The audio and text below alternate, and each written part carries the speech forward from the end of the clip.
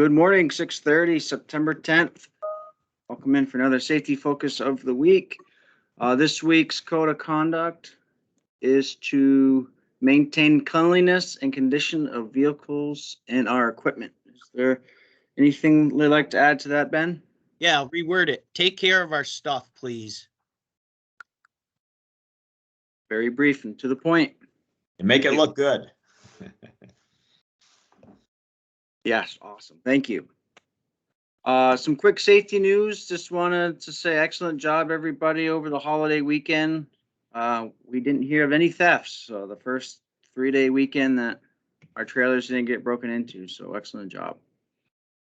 Another 7 days without a recordable. So good job this past 4 days after the holiday. We did have some kind of auto incidents, but we need to just continue to stay vigilant with the safety out there and looking out for one another. And if you see something, say something. Let's correct those unsafe behaviors and correct those unsafe conditions. With that said, I'd like to pass it over to Amy. Amy's back this month for another wellness series to talk a little bit about hand and wrist, as we're starting to see a little bit of some kind of near miss, but also first aid cases regarding hand and wrist injuries. So I'll pass it over to you, Amy. Take it away. Good morning. Let me share my screen here.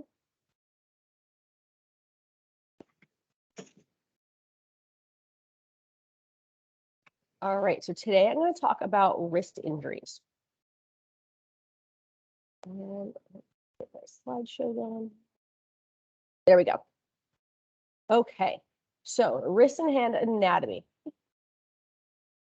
Hold on here. There we go. Okay. So my screen is rogue apparently. Let's see if that works. Okay. So the wrist and hand go together. The wrist itself is actually the joint between the long bones of the forearm and the small bones of your hand. If you could see, there's a lot of bones in your hand, a lot going on, and it's pretty complex. That's what allows us to do really intricate movements, writing, grabbing small tools, picking up a washer, as well as big gross motor movements such as picking up a bag or a box. My goodness. See if this will stay. Major causes of wrist pain, impacts from a fall, repetitive stress or overuse injuries, and arthritis. We're going to talk about the first two today. So falls. Falling onto an outstretched arm is the most common way to sprain or fracture your wrist. If you think about it, when we slip, when we lose our balance, we always put our hands out in front of us or behind us. That really helps to save our back, to save our face, to save our head. So your hand and wrist tend to be the ones that get injured, luckily in some ways, rather than hitting your head, which you really don't want to do. Sorry about this morning. See, there we go. Symptoms of a wrist injury, if after a fall, can be swelling, bruising, feeling warmth, loss of motion or strength, pain with picking up an object, or even grasping a small object. The question is, what do you want to do if this happens to you? Most important thing is, if it's not improving quickly, you want to seek treatments. It's really hard to tell the difference between a wrist sprain and a wrist fracture. The biggest difference is there's usually a deformity, or there can be a deformity with wrist fractures.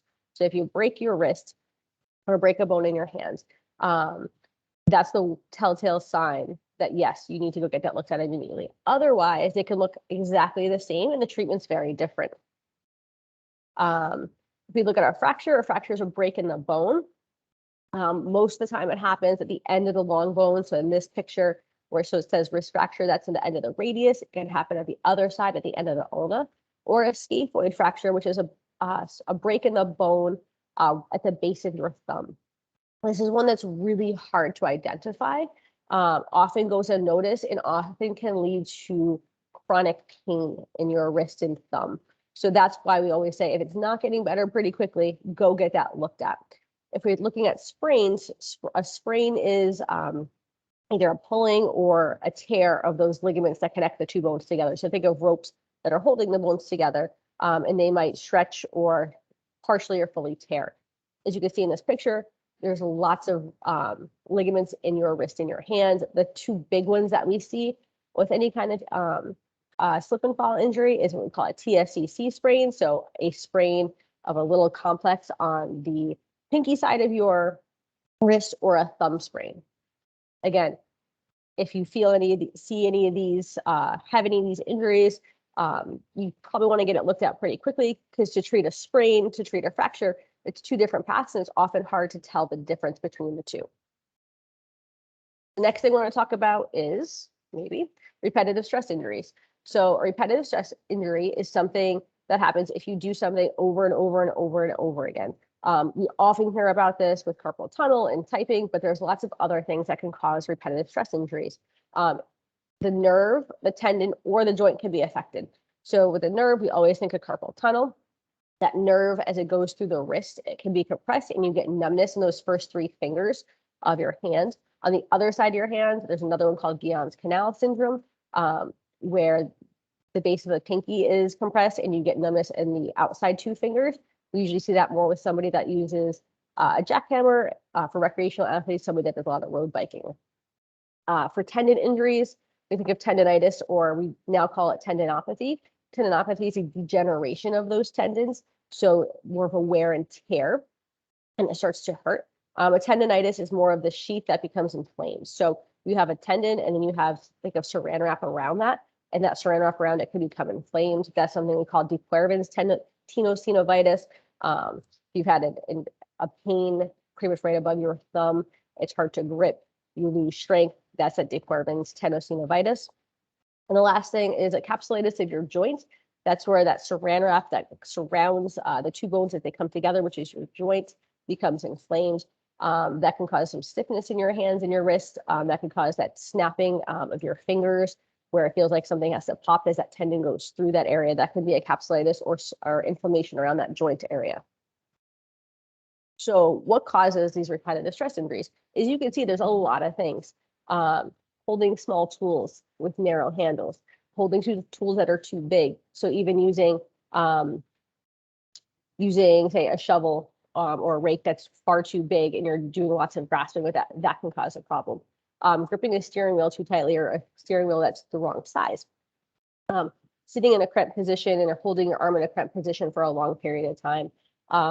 Holding your limbs without support. So if you're doing a lot of overhead work, you're holding your arm overhead, you're gripping something, all of these things can cause a repetitive stress injury, and you'll get that feeling of either numbness or tingling, some weakness in your hands, some loss of motion in your hand or wrist. So what are symptoms of that? So you said that numbness and tingling, aching, fingers feeling like they're stuck, loss of motion, or stiffness. And what do we want to do to prevent or treat that? Biggest thing is prevention and proper physical conditioning. So making sure, we've talked about this before, making sure that you're prepared to do your job. A lot of you are very active in your job. That's not a replacement for preparing and strengthening, being stretched out, and being prepared for it. Proper positioning. So if you're at a desk, if you're in a heavy piece of heavy equipment, making sure that your setup is correct for you, so that you can get your body in a proper position, so you don't have these repetitive stress injuries, and early treatment. So really making sure that once you start feeling these symptoms, you don't wait months and months, because it's harder and harder to treat. We'd rather nip it in the bud. Thank you. I'm sorry about that screen today. Very informative. Thank you, Amy. And again, Amy and her team is available for any free wellness kind of screens or first injury screens over at PT 360. It's been a good program, and we're going to continue that throughout the fall here as we're getting ready to get into Q4 in October. So getting close to the end. With that said, Ken, I'll pass it over to you. Okay, thank you very much, Amy. You can stick around if you want. She's already gone. I think the kids are with her. Oh, okay. All right, I'm going to put my screen up. Oh, I didn't even open it yet. What was I thinking? Let me get it open first.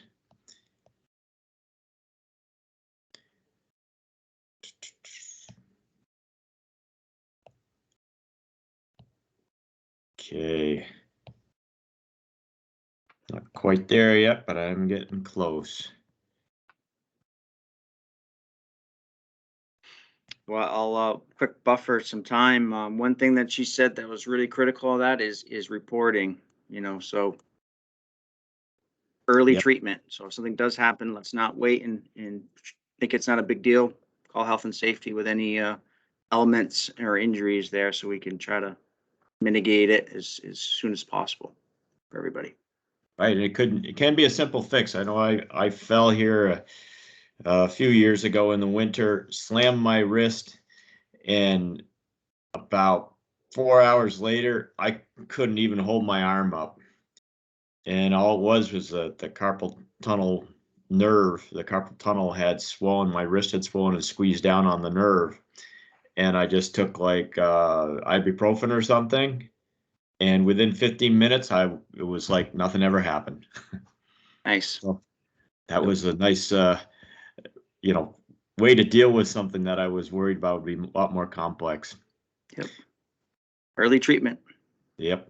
So no announcements this week, although we do have a couple things like the Carl Lockerbie announcement here. Most of our employees saw the announcement earlier this week that former employee Carl Lockerbie passed away, and Carl died at the age of 73 on September 3rd. He retired from ECI in 2013 after 44 years with ECI.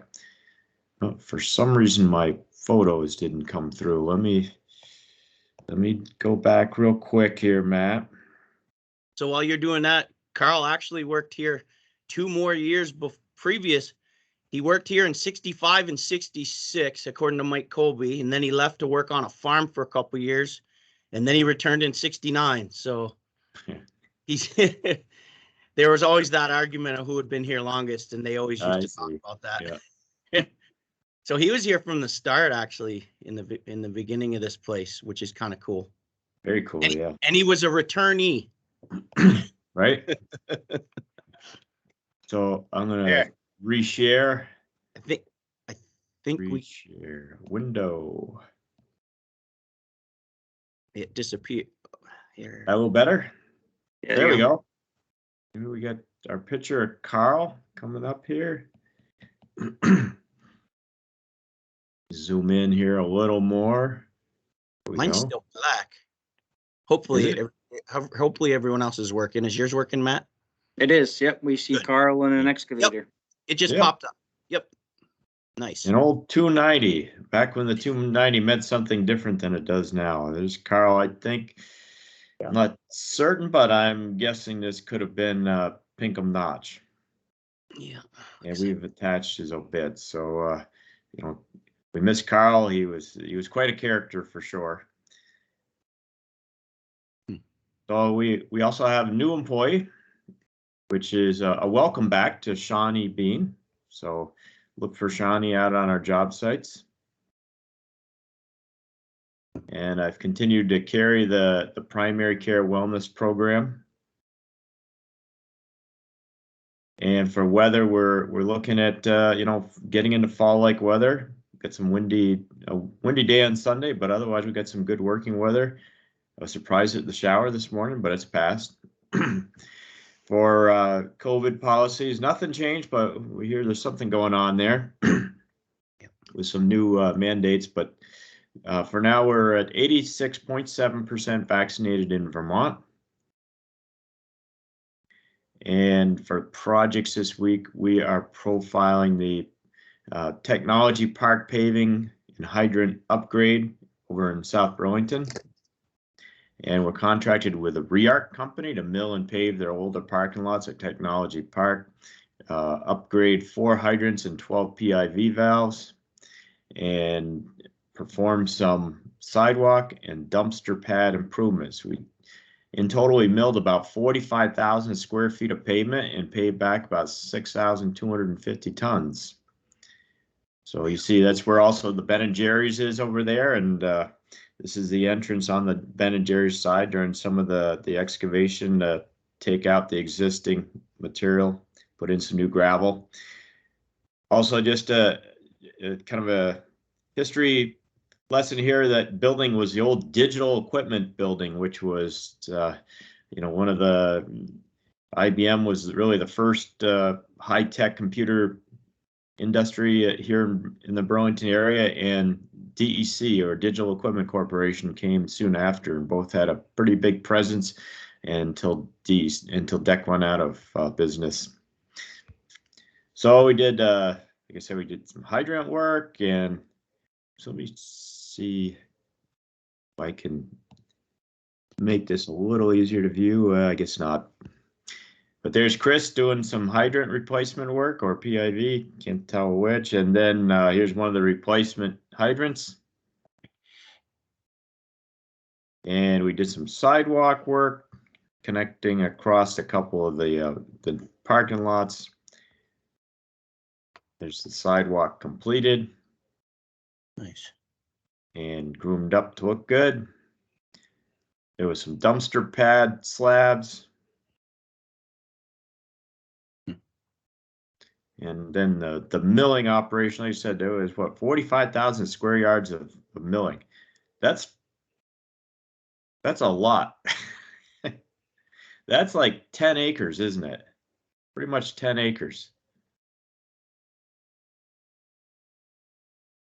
There's Matt up on the mill. Of course, sweeping is a big part of anytime we mill and pave. Is Dave stepping out to let me take a photo. There's that entrance area to Ben and Jerry's when we were finally paving that back in. This is over by the substation and the end of the Gallagher Flynn building.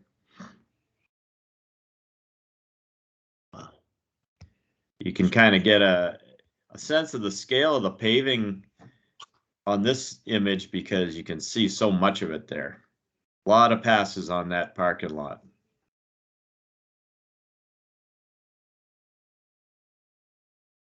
Another one kind of from a different angle. This is just one of the parking lots. There was a lot of parking lot out there.